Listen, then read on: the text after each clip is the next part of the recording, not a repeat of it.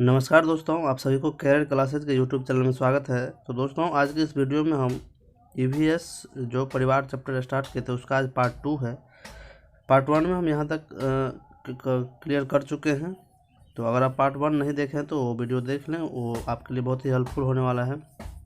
ये REET level first के लिए है। उनके सिलेबस पर हम आज उसका सिलेबस का भी आज हम डिस्कस कर देंगे।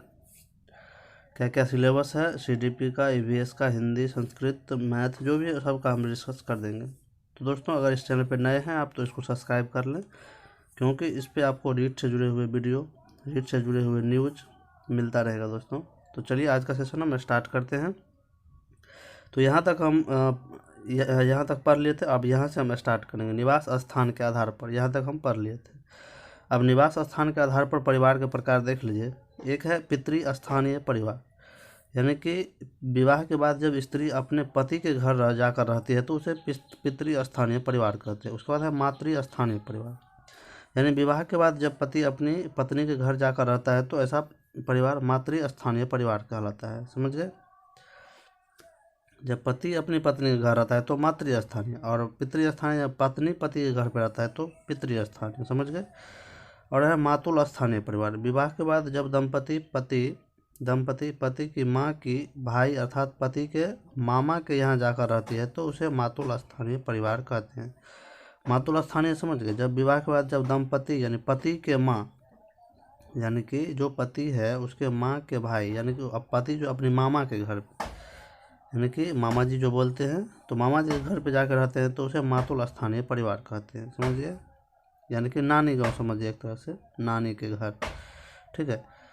अब देख लीजिए नव स्थानीय परिवार क्या है। नव स्थानीय परिवार जब नव विवाहित दंपति न तो पति के यहाँ जाकर रहे और न ही पत्नी के यहाँ जाकर रहे, वरन दोनों अलग नया ही निवास बना रहे हो, तो परिवार का यह प्रकार नव स्थानीय परिवार कहलाता है। समझ गए? जब दूसरे जगह चल जाए।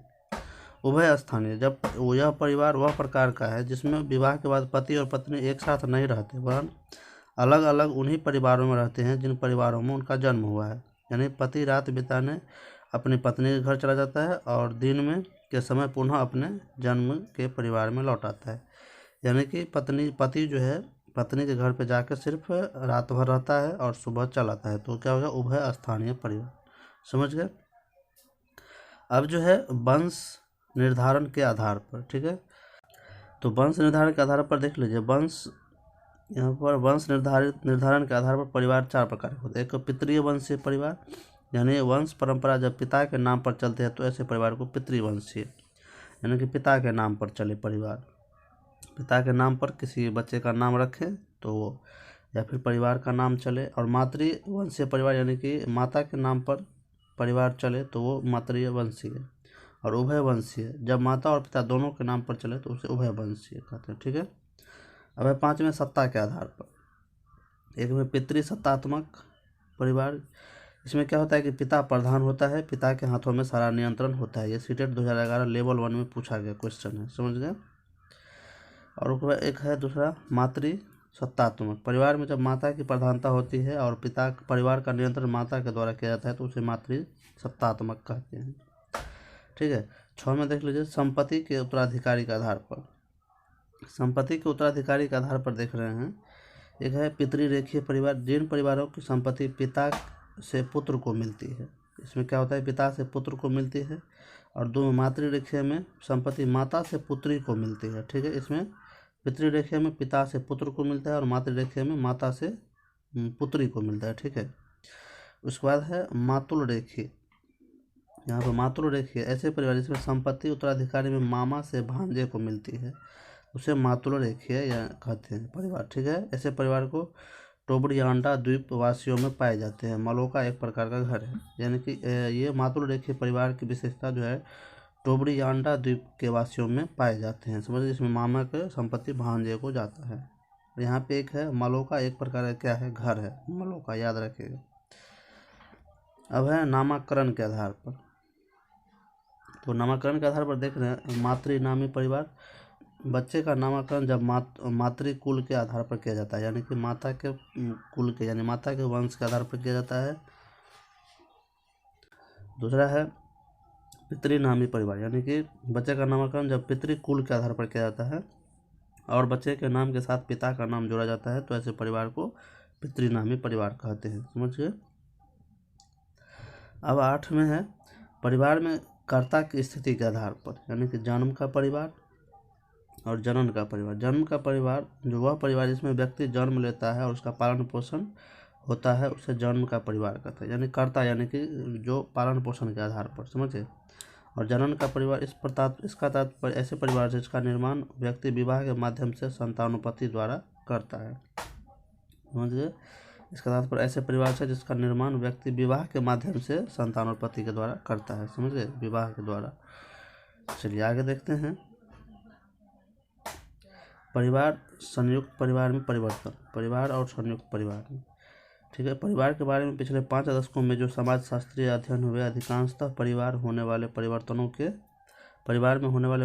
के यहाँ पर देख रहे हैं।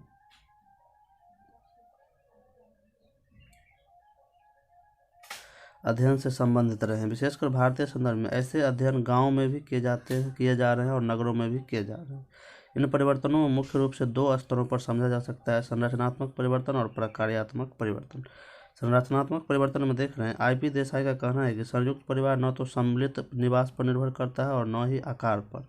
संयुक्त परिवार के सदस्य जन्म, विवाह और मृत्यु पर अपने अधिकारों और कर्तव्यों का पारस्परिक रूप से पालन करते हैं। समझ गए।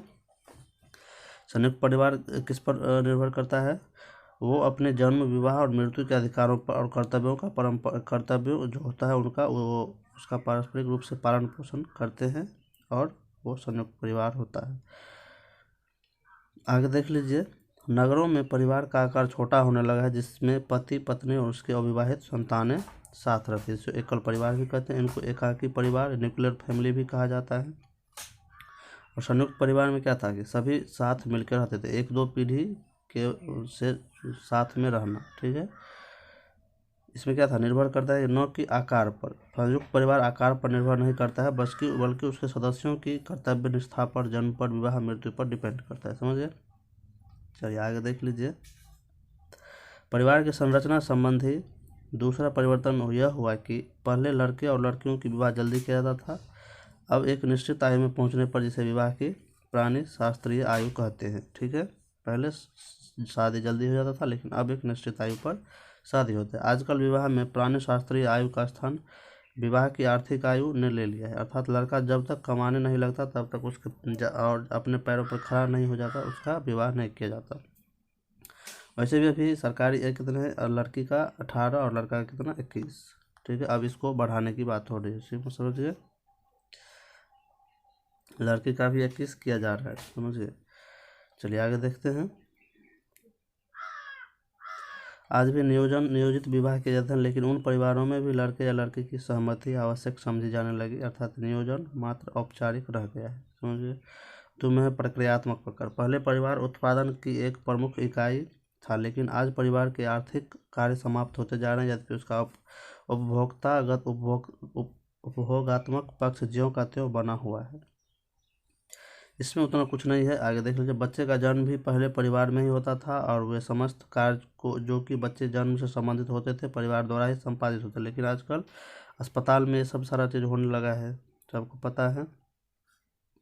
और कार्य जो बच्चे जन्म से संबंधित होते हैं वो अस्पताल के कर्मचारी ही करते हैं। यहाँ पे अरस्तु और प्लेटो ने परिवार के बच्चों की प्राथमिक पाठशाला का है लेकिन इसका स्थान आज अन्य शिक्षण संस्थाओं ने ले ली है।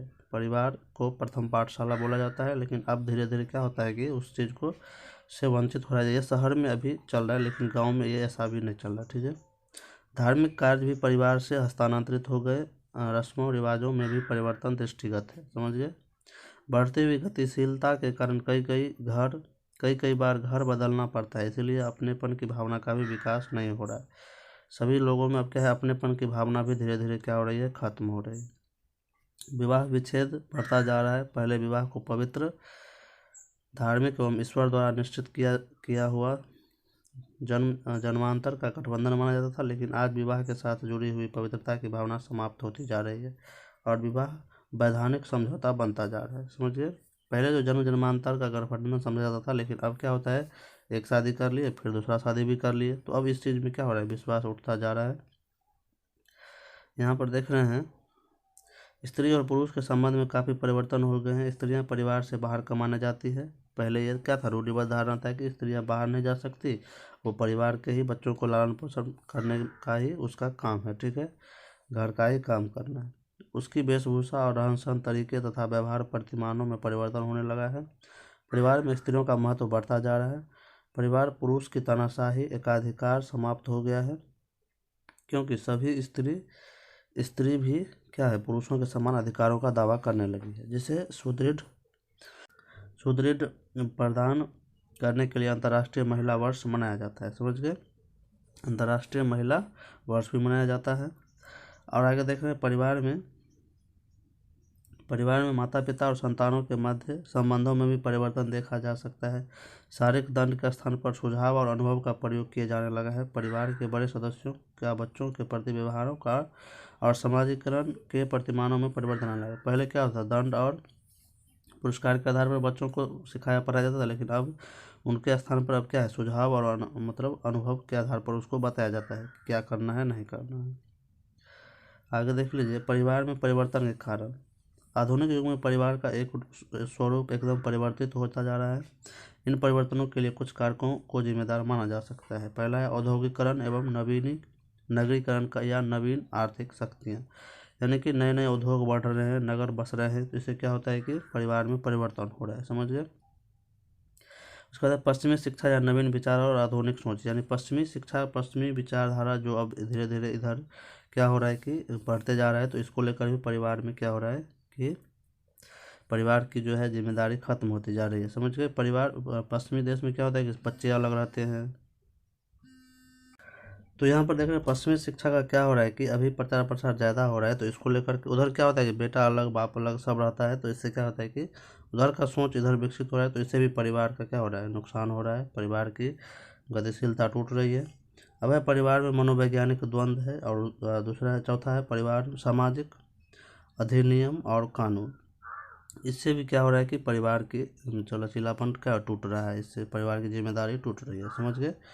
तो चलिए, परिवार मनोवैज्ञानिक द्वंद्व का मतलब परिवार में अब क्या हो रहा है, सबका सोच अलग अलग हो जाता है, इसके लिए क्या हो रहा है, परिवार में परिवार में अलग अलग हो रहा है सभी व्यक्ति।